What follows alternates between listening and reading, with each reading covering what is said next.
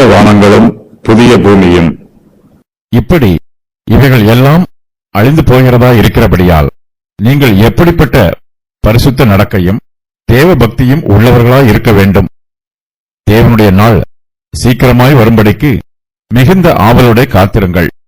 அந்த நாளில் வானங்கள் வெந்து அழிந்து பூதங்கள் எரிந்து உருகிப்போம். அவருடைய வாக்குத்தத்தத்தின்படியே நீதி வாசமாயிருக்கும் புதிய வானங்களும் புதிய பூமியும் உண்டாகும் என்று காத்திருக்கிறோம்.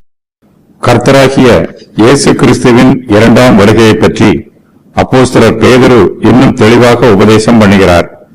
கர்த்தருடைய வருகையின் போது நம்மிடத்தில் பரிசுத்த நடக்கையும் தேவ பக்தியும் இருக்க வேண்டும். வானமும் பூமியும் அதில் உள்ள கிரியைகளும் எரிந்து அழிந்து போகும். இவைகள் எல்லாம் அழிந்து போகிறதாய் இருக்கிறது. ஆகையினால் விசுவாசிகளாகிய நாம் பரிசுத்த நடக்கையும் தேவ பக்தியும் உள்ளவர்களாய் இருக்க வேண்டும். கர்த்தருடைய நாளின் போது வானங்கள் வெந்து அழிந்து பூதங்கள் எரிந்து உருகி போகும். கர்த்தருடைய வாக்குத்தத்தத்தின்படியே நீதி வாசமாயிருக்கும் புதிய வானங்களும் புதிய பூமியும் உண்டாகும். கர்த்தருடைய பிள்ளைகளாகிய நாம் இனிமேல் உண்டாகப் போகிற புதிய வானங்களையும் புதிய பூமியையும் சுதந்திரித்துக் கொள்ளப் போகிறோம். புதிய வானங்களுக்கும் புதிய பூமிக்கும் பங்காளிகளாக இருக்கப் போகிற நம்மிடத்தில் அதற்குரிய தகுதி இருக்க வேண்டும். அதற்காக நாம் பரிசுத்த நடக்கையும் தேவ பக்தியும் உள்ளவர்களாய் இருக்க வேண்டும். புதிய வானங்களிலும் புதிய பூமியிலும் நீதி வாசமாயிருக்கும். இந்த பூமியில் அநீதியும் அசுத்தமும் வாசமாயிருக்கிறது. இவற்றில் எதுவும் நித்தியமாய் நிலைத்திருப்பதில்லை. பூமியும் அதிலுள்ள கிரியைகளும் கர்த்தருடைய நாளின் போது எரிந்து அழிந்து போகும். அந்த நாளில் வானங்கள் வெந்து அழிந்து பூதங்கள் எரிந்து உருகி போகும். நமக்கு இப்பிரபஞ்சத்தில் உண்டாயிருக்கிற பாடுகளும் வேதனைகளும் உபத்திரவங்களும் நிலைத்திருக்கப் போவதில்லை.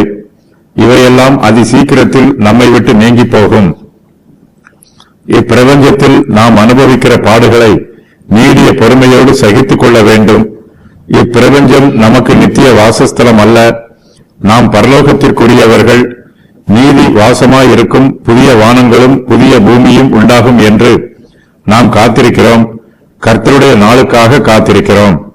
தேவனுடைய நாள் சீக்கிரமாய் வரும்படிக்கு நாம் மிகுந்த ஆவலோடு காத்திருக்க வேண்டும். அவருடைய வருகையின் போது கர்த்தர் நம்மை தம்முடைய பிள்ளைகளாக ஏற்றுக்கொள்ளத்தக்கதாக நம்மிடத்தில் பரிசுத்த நடக்கையும் தேவ பக்தியும் நிரம்பி இருக்க வேண்டும்.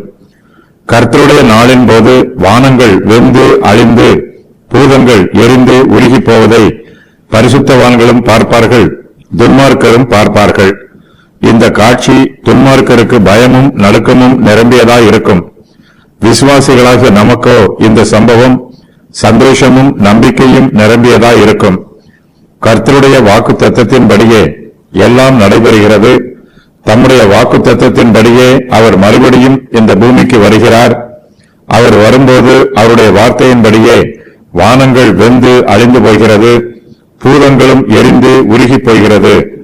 அவருடைய வாக்கு தத்தங்கள் எல்லாம் நிறைவேறுவதனால் அவர் தம்முடைய பிள்ளைகளுக்கு வாக்கு பண்ணி இருக்கிற பிரகாரம் நாம் பரலோகத்தில் பிரவேசிப்போம் என்னும் நம்பிக்கையும் நமக்குள் உண்டாகும்.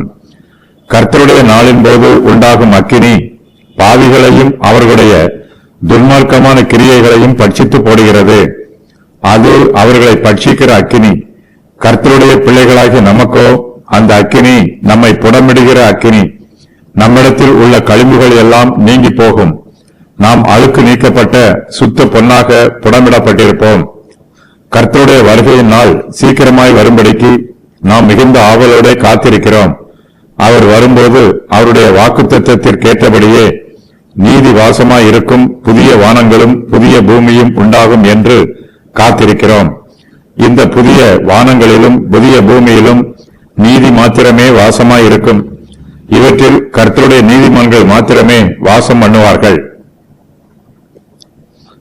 நம்முடைய எதிர்பார்ப்புக்கும் நம்பிக்கைக்கும் தேவனுடைய வாக்குத்தத்தமே ஆதாரமாகவும் அஸ்திவாரமாகவும் இருக்கிறது. நம்முடைய எதிர்பார்ப்பு கர்த்தருடைய வாக்குத்தத்தத்திற்கு உட்பட்டதா இருக்க வேண்டும். கர்த்தருடைய வார்த்தையை நம்பி நாம் காத்திருந்தால் வெட்கப்பட்டு போக மாட்டோம். கர்த்தர் தம்முடைய வார்த்தையை நிறைவேற்றுவதில் உண்மையுள்ளவர். கர்த்தர் வாக்கு பண்ணாத காரியங்கள் எல்லாம் மனுஷருடைய சொந்த கற்பனைகள். கர்த்தர் தம்முடைய வாக்கு தத்தங்களை மாத்திரமே நிறைவேற்றுவார். நம்முடைய பேராசைகளையும் சொந்த கற்பனைகளையும் கர்த்தர் நிறைவேற்றுவார் என்பது நிச்சயமில்லை. நிச்சயம் இல்லாததற்காக நாம் காத்திருந்தால் ஏமாந்து போவோம்.